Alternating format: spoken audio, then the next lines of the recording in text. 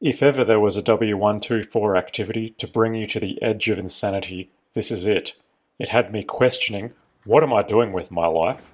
And thinking, maybe I should just set this car on fire and be done with it. Getting the tilting sunroof timed and aligned for the first time with no prior experience, what a nightmare, but I got there in the end.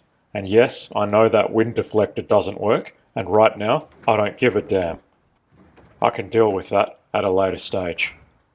And this is the original seal I reinstalled after giving up on aftermarket units that simply do not fit properly. This one cleaned up well, and I'm confident that it's going to do the job.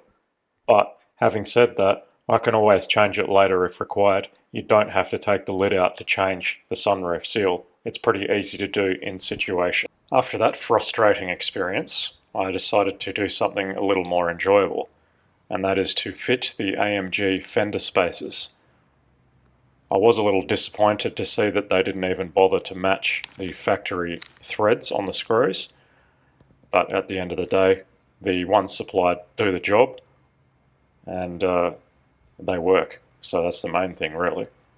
I would have liked to have used the correct thread, but who cares, it works. So that's the amount of gap that is provided at that side of the fender, and plus you also install one at the front mounting location as well, as you can see here. And that's what they look like once they're screwed in.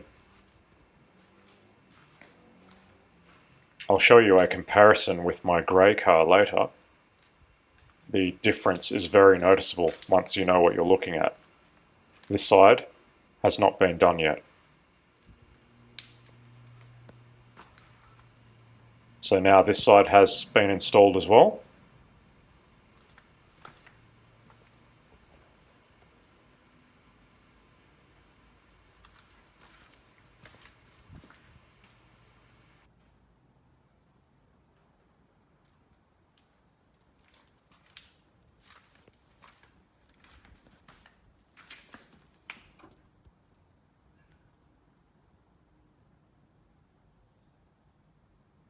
Here is the direct comparison that I promised you.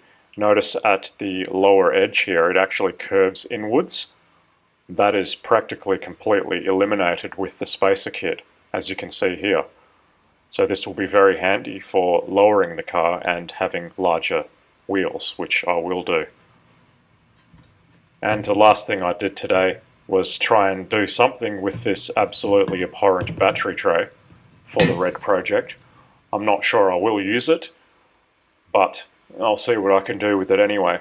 This is just after using a wire brush attachment on my drill press, getting the loose rust off, and then I soaked it with phosphoric acid. Once that's dry, I'll see what I can do with it. See how it turns out. If it's acceptable, I'll use it. If not, I will throw it away and find a better one.